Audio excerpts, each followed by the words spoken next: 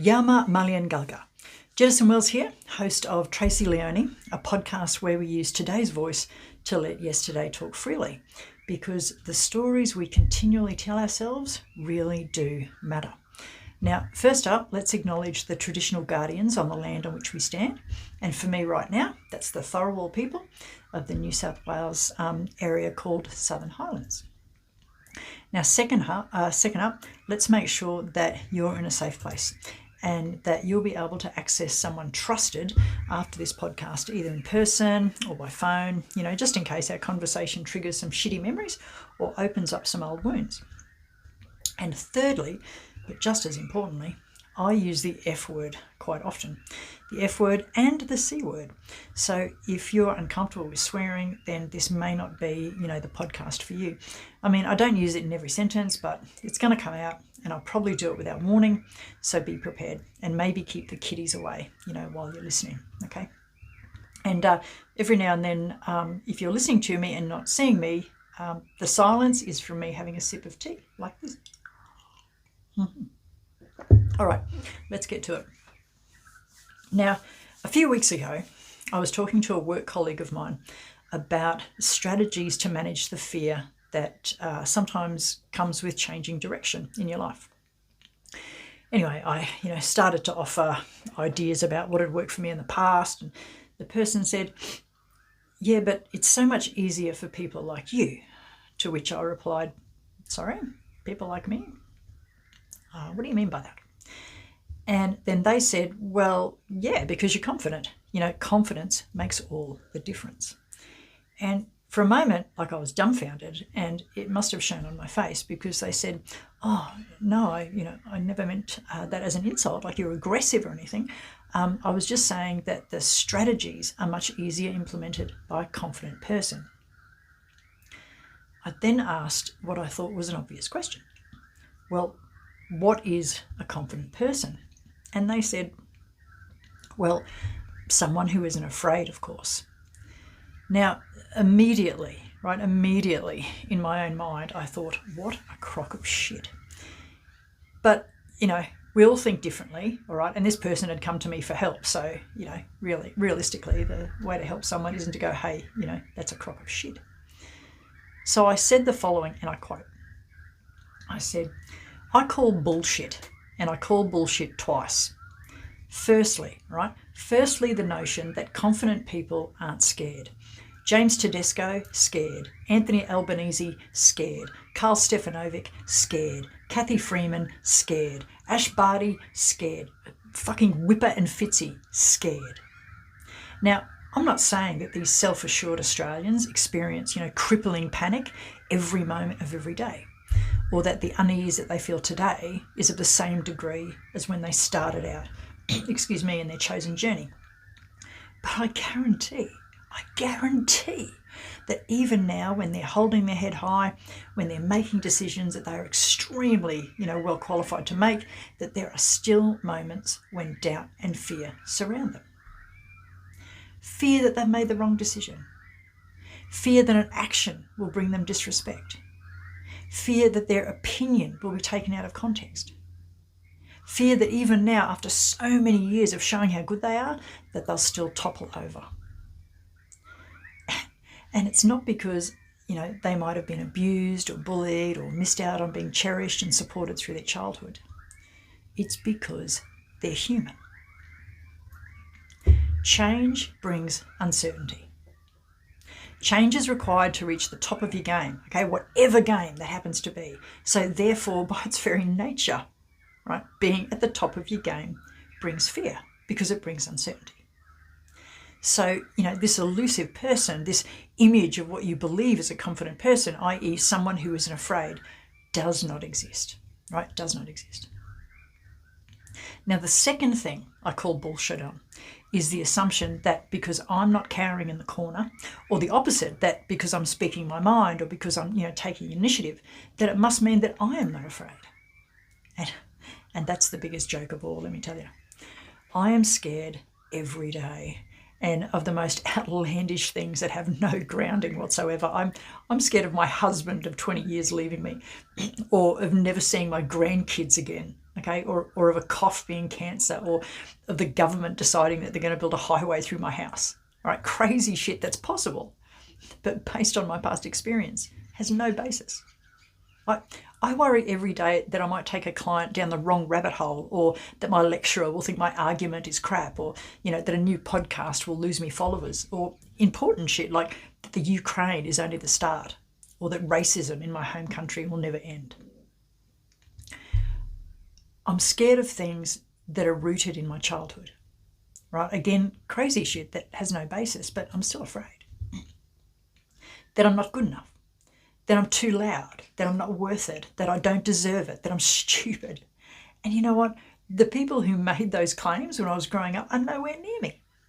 And I've got a string of letters after my name and a string of people around me that support me and love me and would refute every single one of those claims. All that stuff has no meaning, right? No meaning in my life now, but tears still run down my cheeks because I'm still scared. I'm still scared that, they were right all along, that maybe there's a chance that they were right all along. I am confident. I am competent. I am clever. And I am fucking petrified. So knowing all that, right, knowing all again, I asked you, and this is a question that I posed to my colleague, again I ask you, what is a confident person? Now, that's pretty much where the conversation ended, right? Okay, so they said their piece, and really, I've talked to them, and I'm going to give you an indication of what they said, but not word for word. But you know what? That person left. They left our brunch calling bullshit to me. All right, they left that brunch believing that even though I still carry some fears, that I had in fact conquered many, and that it was the fact that I was born a confident person, even if I didn't know it, that enabled me to achieve those things. Well, everyone is entitled, to their own views. That's okay. Today, though, I want to extend that conversation, and I want to change the question a little. I don't want to ask, what is a confident person? I want to ask, if confidence is not the absence of fear, right, which is basically what I was saying to my colleague, right, then what is it? Okay, so I don't agree with my colleague that it's something that we're just born with, right? I don't agree that it's the absence of fear. So what is it, right? What is someone doing for us to call them confident? Well, I can't speak for the famous Australians, that I mentioned before. But for me, it's about going forward regardless. So regardless of fears, regardless of doubts, of previous supposed failures, of opposing views, regardless of being laughed at, regardless of wasted chances. Now, this notion, the seed for this notion, was planted when I was about 10 or maybe 12. I was at primary school, so I wouldn't have been 13 yet, and I had this dream, right? And I don't mean some grand dream. I mean literally while I was asleep, right? I had a dream. And I woke up in my room and there were cowboys and Indians fighting everywhere.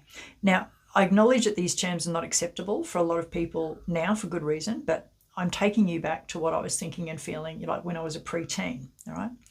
That's what I saw in my dream as a preteen, what I knew then, right, to be labelled cowboys and Indians. Now, there were horses and dead bodies and arrows and bullets everywhere, and I was so afraid, right? And I was sort of leaning up against the wall in my room. Now, in the corner, I noticed what looked like a pet door right in the wall with one of those little, swinging flaps. And I didn't know where the door led, but I thought, well, it must be better, than where I am sitting, right now. So I crawled over and I pushed myself through the door and through to the other side. And I leant up against the wall on the other side and I let out this big sigh. But then as I looked around, I realised I was in the same place. I was in the same room with the same slaughter just going on, all around me. And I still remember to this day, like waking up with a fright. And of course, at such a young age, not being able to comprehend what the fuck was going on in my own head.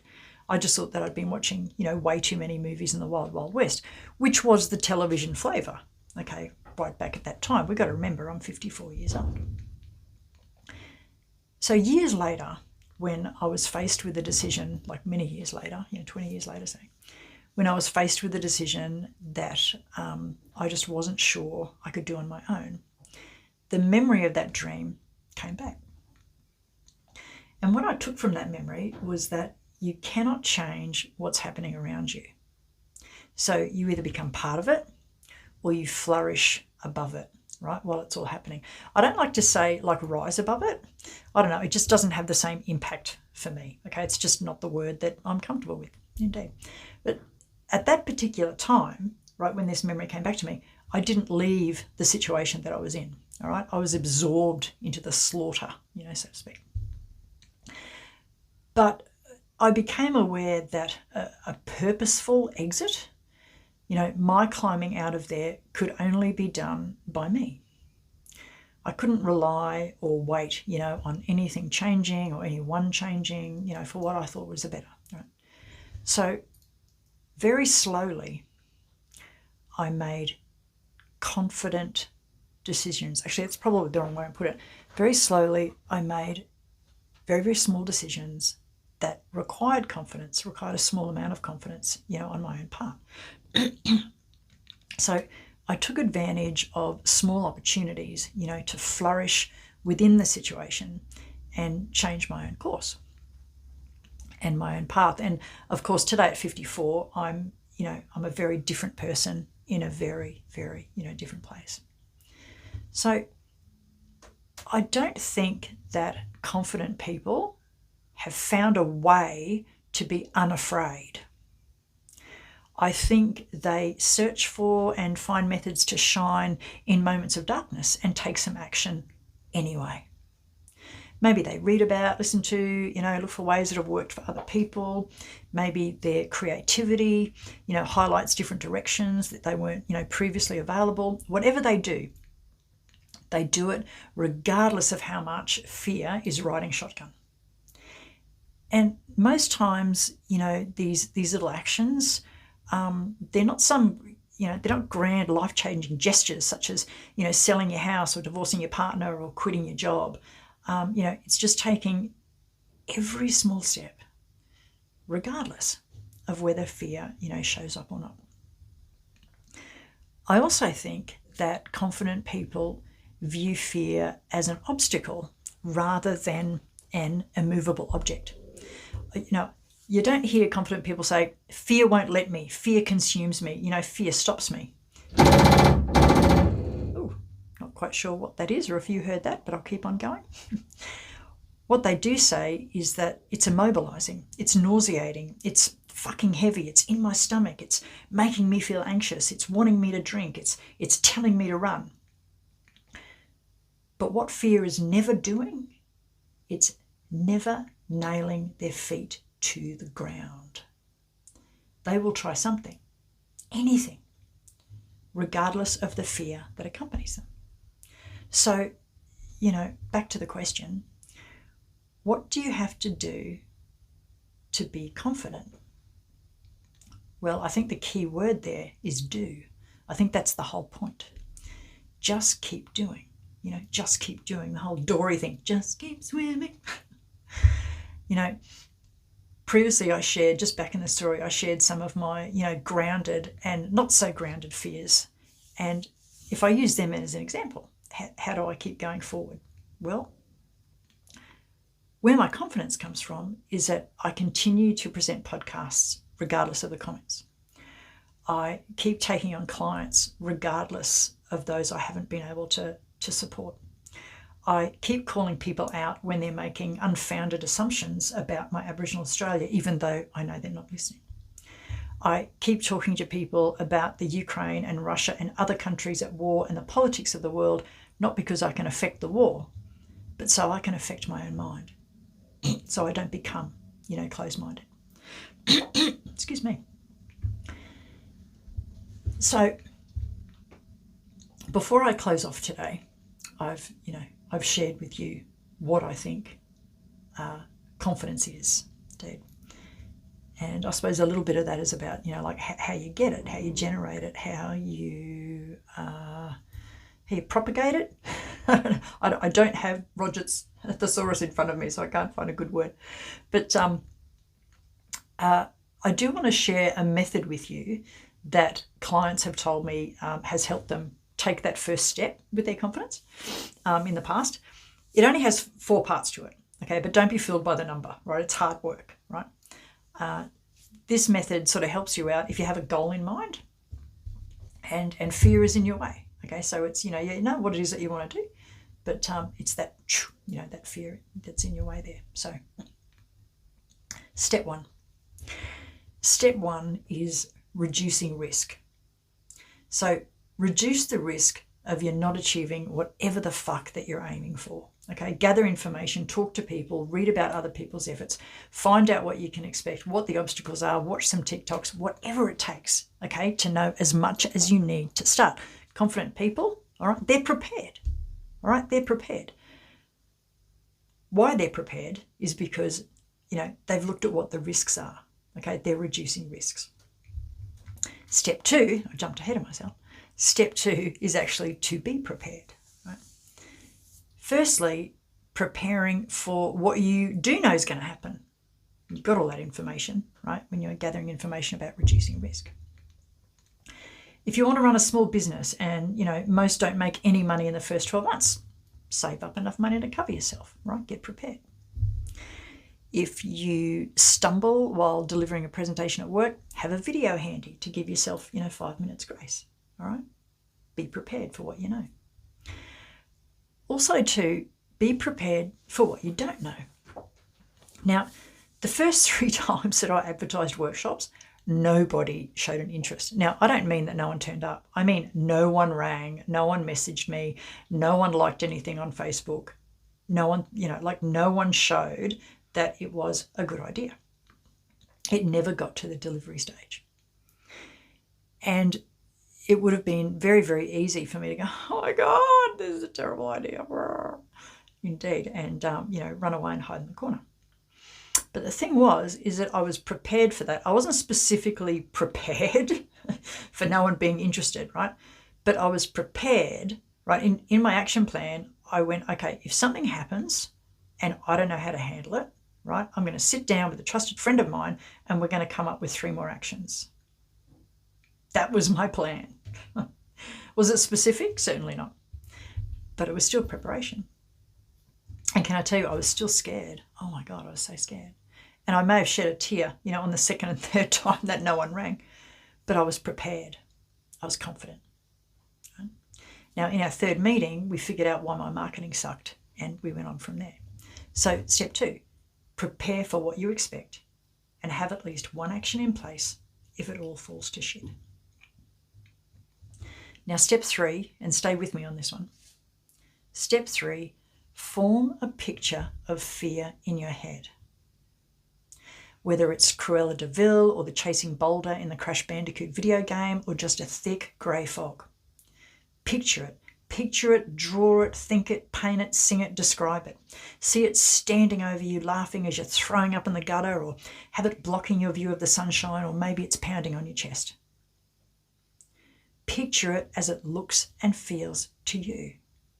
It's really important, okay, really important to get an image that works for you. Step 3, picture how fear will get in your way. Step 4, probably the hardest one. Grab its hand and move forward. In that image, in your head, grab fear and move forward. If it's fog, make a hand. If it's a wolf, grab its paw. If it's a massive boulder, throw a rope around it. Just catch hold of it. Not violently or aggressively, but intentionally demonstrate that it's coming with you. Whether you're dragging it behind you like a tantrum-taking toddler or it's a cloud over your head, you take a step forward and you say, buckle up, buttercup. Fear, if you're going to come with me, if you're going to stay by my side, then it looks like you are coming for the ride. All right? Get that image in your head. Because that's what confidence is. It's not some indication that you have it more together than anyone else, or that you are braver, or that you're more learned, or that you're less afraid. Confidence is just going forward anyway, regardless of who or what is surrounding you. So that's it for today. I'm finally going to shut up. Today's episode, number 2, excuse me, was brought to you by Hobajing Narrative Practice, my counselling, coaching and healing platform, where groups and individuals can talk to me face-to-face in Robertson, New South Wales, or by Zoom, really coughing up today, or by Zoom and phone anywhere else in the world. All services are discounted for mob. The transcript for this podcast, without the coughing, is available at hobajing.com.au/podcasts. Yalu Malia Galga. Remember that the stories we tell ourselves, they really do matter. Thanks for walking with me today.